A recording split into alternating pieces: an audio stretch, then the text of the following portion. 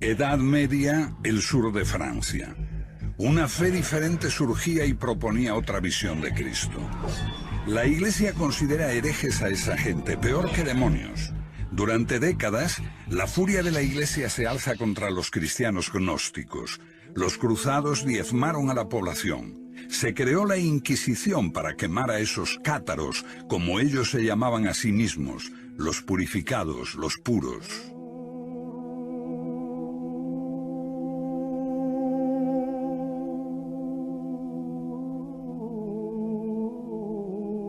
Después de muchos siglos, la gente empieza a recordar a esos cátaros y visita los lugares donde fueron martirizados. Los cátaros no fueron precursores de la Reforma. No eran una herejía de la fe católica. La suya fue una fe diferente y se remonta a los primeros tiempos del cristianismo, o incluso antes, cuando la gente veía el mundo como un reino de sombras, de espaldas a la realidad, a la verdad auténtica. Un hombre atado, incapaz de moverse, creyendo que las sombras que ve en la pared son la realidad. Sombras proyectadas por el mundo divino que está detrás de él. Mira, hombre. Es así como el filósofo griego Platón describía al hombre.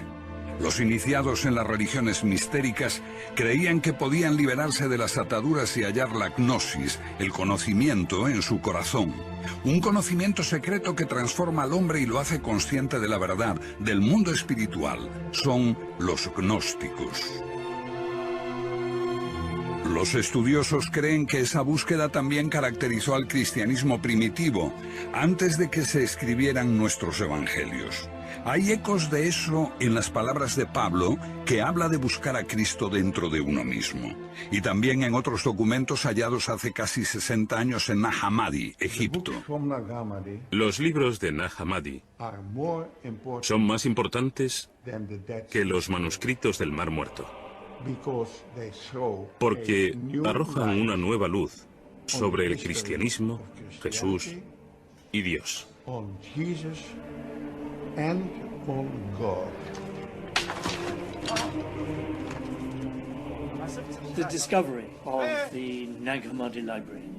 El descubrimiento de Nag Hammadi supone un cambio radical en nuestra idea del cristianismo primitivo. Tenemos aquí 52 manuscritos que nos hablan del primer cristianismo. Estaban asociados posiblemente a un monasterio cristiano egipcio. Estos libros se enterraron en el siglo IV para evitar su destrucción.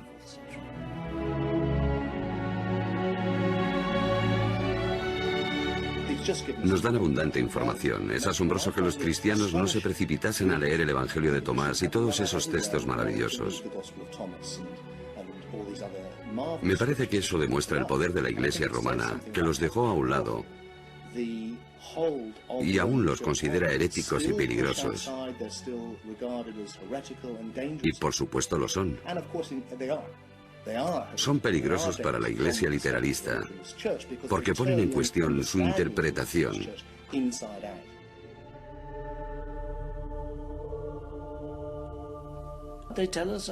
Nos hablan de las diversas formas en que la gente creía que se podía hallar la salvación.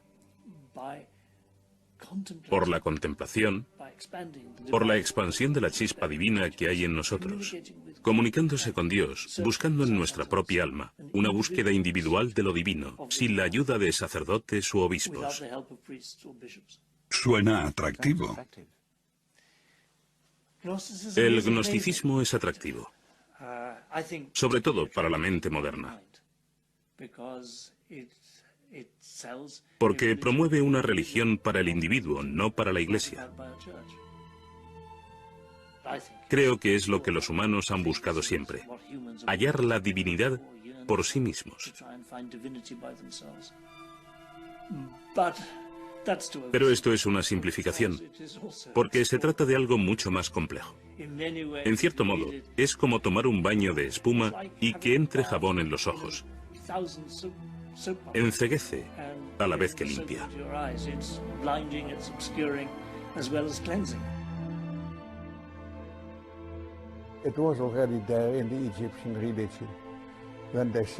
Ya en la religión egipcia, se decía que el hombre después de la muerte se convertía en Osiris, se integraba en Dios. El hombre es un dios caído que recuerda el paraíso. Este es el concepto de todos los misterios de la antigüedad, de Isis, de Mitra, de Adonis.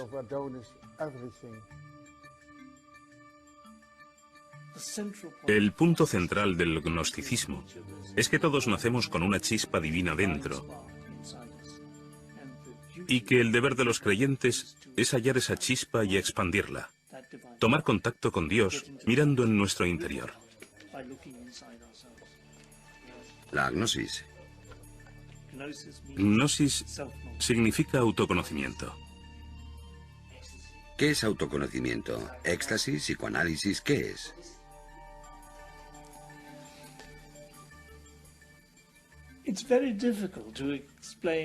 Es muy difícil explicar qué es el autoconocimiento y cómo se obtiene.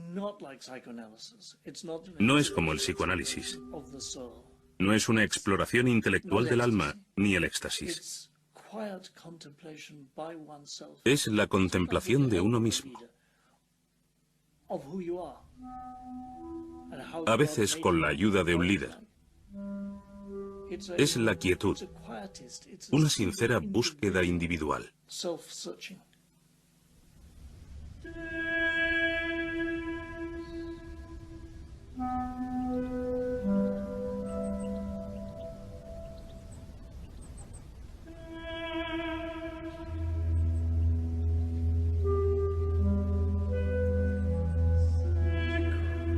Creo que la idea básica que subyace en el gnosticismo es que estamos confundidos en nuestra idea sobre lo que es la vida y sobre quiénes somos. Adentrarnos en un entorno como este echa abajo nuestros esquemas. Estás cara a cara con el mayor de los misterios, la muerte. La idea de que dejarás de existir como forma física. Y te enfrentas con el misterio absoluto del que proviene todo, el misterio que somos, el misterio que es.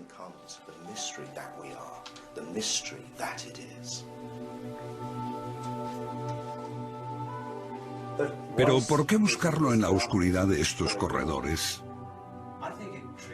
Creo que estimula la experiencia mística con la emoción de la oscuridad y los ecos de las cámaras.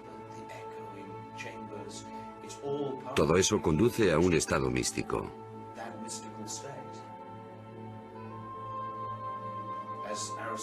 Como decía Aristóteles sobre los misterios, no vas allí a aprender, sino a experimentar. Si crees que solo es un proceso intelectual, te equivocas. Es algo mucho más grande que eso.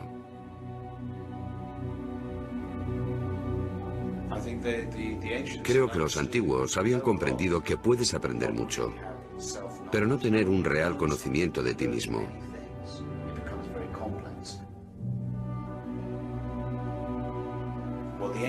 Lo que los antiguos buscan es un retorno a la totalidad, el conocimiento de la unidad de todas las cosas.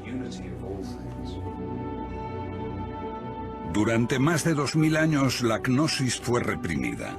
Principalmente supimos algo de ella por las acusaciones de los padres de la Iglesia.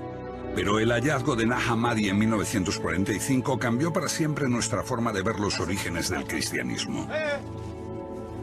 Los que los hallaron al principio los desecharon. Cayeron en manos de traficantes, algunos fueron quemados, pero finalmente llegaron a manos de la ciencia gracias a personas como Gilles Quispert, que llevó los manuscritos más importantes a Europa, y a sus amigos, entre ellos el gran psiquiatra Carl Jung.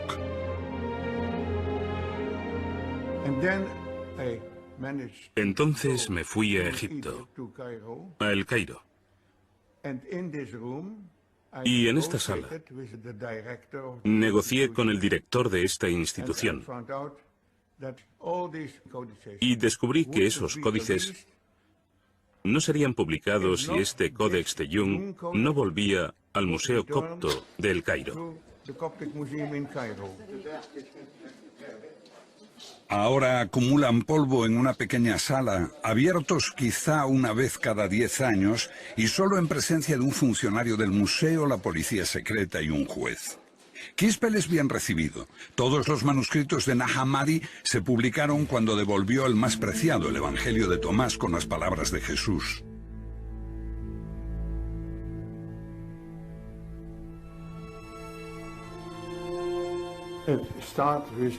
Empezó diciendo: estas son las palabras que Jesús dijo y que Dídimo Judas Tomás escribió.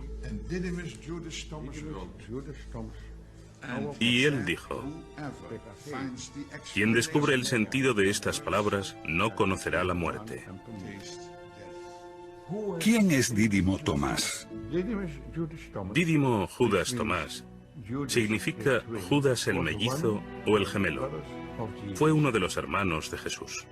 La tradición de la Iglesia posterior transformó a Tomás en el apóstol que no creía que Jesús había resucitado.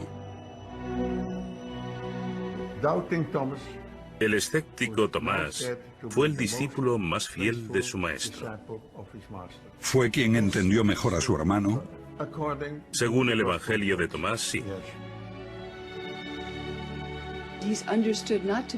Se dio por sentado que no era el hermano gemelo de Jesús en sentido literal, sino más bien que quien lea este Evangelio puede llegar a reconocerse como gemelo de Jesús.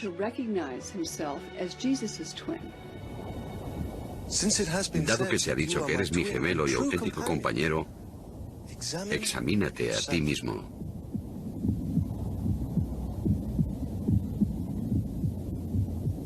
Examinarse a uno mismo. Así puedes comprender quién eres.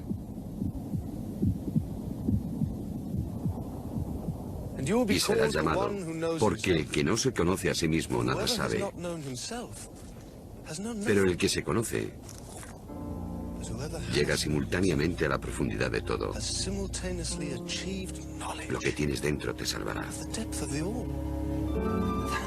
You have within you will save you if you bring it forth from yourselves. Creo que Tomás se interpreta simbólicamente, que todo el que viene a ver a Jesús viene a verse a sí mismo como el gemelo de Jesús, el que es creado a imagen de Dios, como Él lo fue. ¿Qué dice el Evangelio de Tomás? Bueno, el Evangelio de Tomás es una colección de dichos que prometen revelar algo. Lo que el oído no puede oír, lo que el ojo no puede ver, lo que ninguna mano ha tocado y lo que nunca se le ocurrió a ninguna mente humana. Bueno, eso eres tú.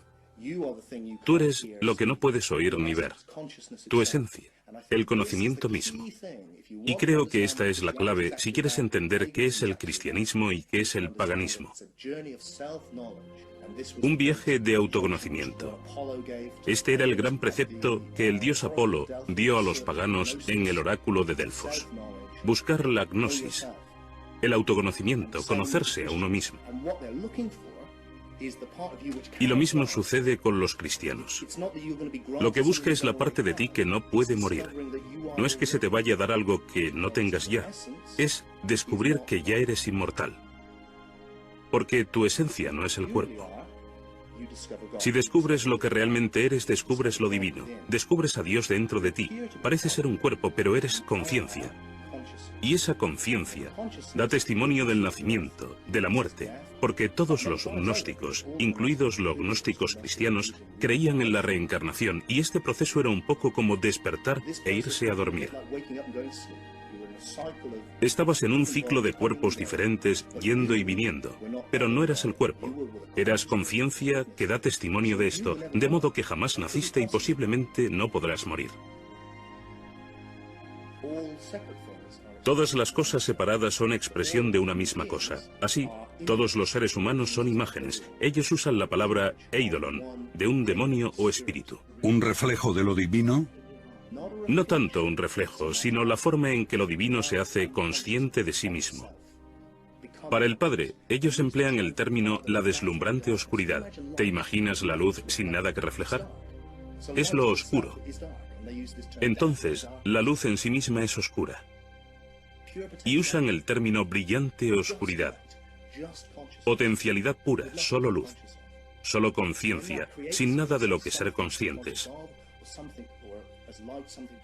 Cuando eso crea algo por sí mismo para ser consciente, o como la luz, algo para reflejar, el universo cobra existencia. Esta conciencia de Dios se expresa a sí misma en todos los seres. Así que todos nosotros somos imágenes o eidolons de la conciencia universal que es todo, que es Dios.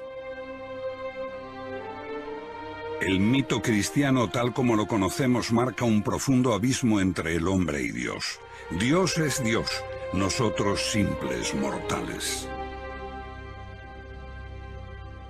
El Evangelio de Tomás tiene un mensaje muy distinto.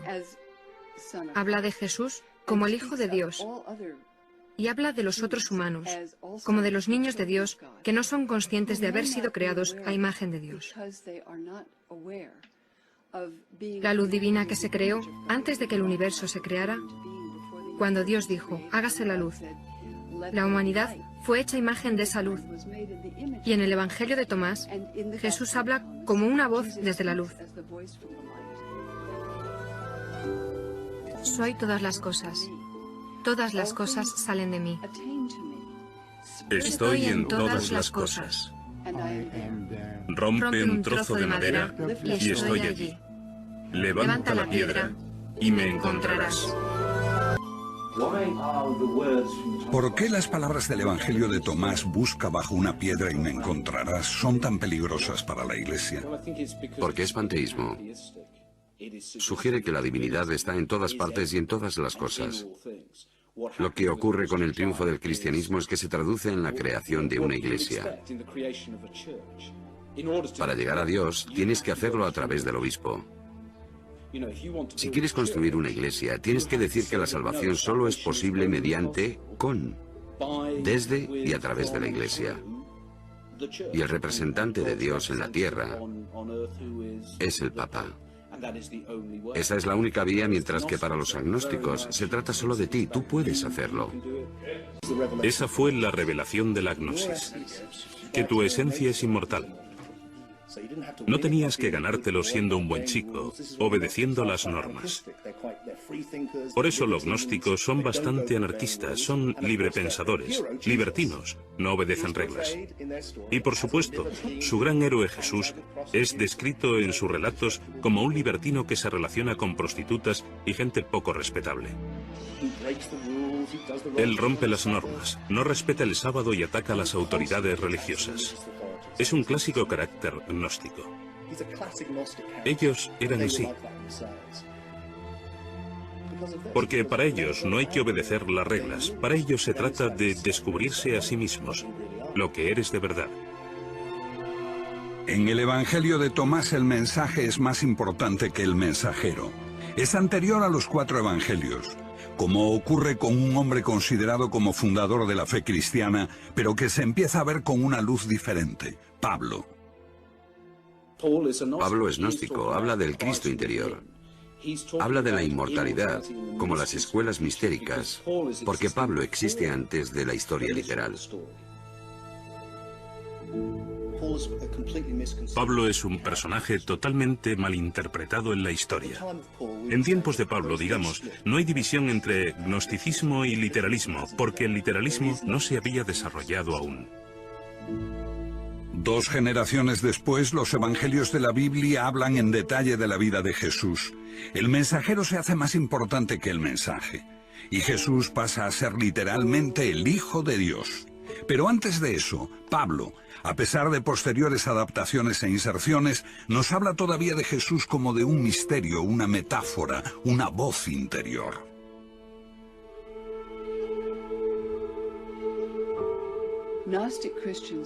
Los cristianos gnósticos creían que Pablo era su maestro, el padre de la iglesia Tertuliano, que despreciaba a los gnósticos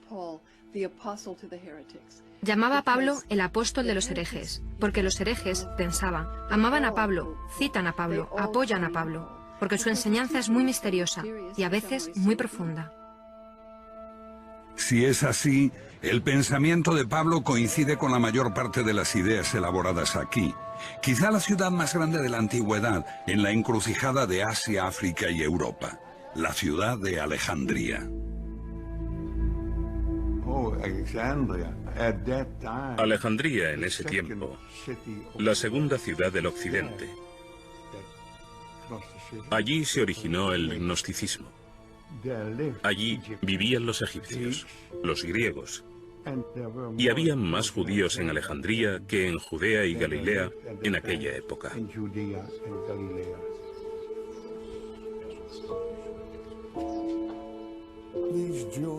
Esos judíos vivían en el exilio, pero habían encontrado un Dios desconocido en sus corazones.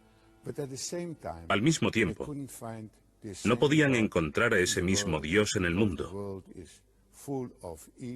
porque el mundo estaba lleno de mal y sufrimiento.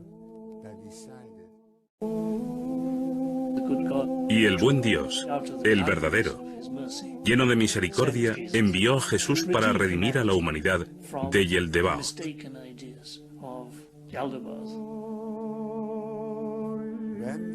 Cuando esos judíos de Alejandría se hicieron cristianos, Jesús apeló a lo más profundo de ellos y dijo: quien se conoce a sí mismo conoce a Dios.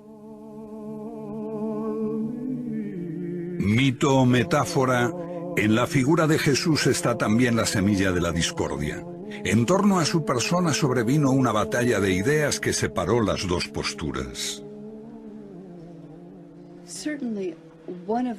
Sí, una de las mayores pugnas entre los seguidores de Jesús fue la cuestión de por qué Jesús murió de manera tan terrible.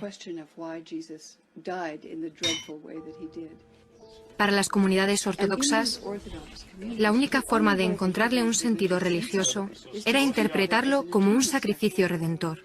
Pero este sacrificio redentor solo tenía sentido si todos necesitábamos redimirnos del pecado. Así, los cristianos desarrollaron la idea de que teníamos que haber pecado terriblemente, sin posible redención. Entonces, la idea de que el Mesías de Dios muere en un sacrificio redentor por los pecados del mundo se convierte en una forzada explicación de su crucifixión. Así nace un nuevo elemento en la relación entre el hombre y la divinidad, el pecado original.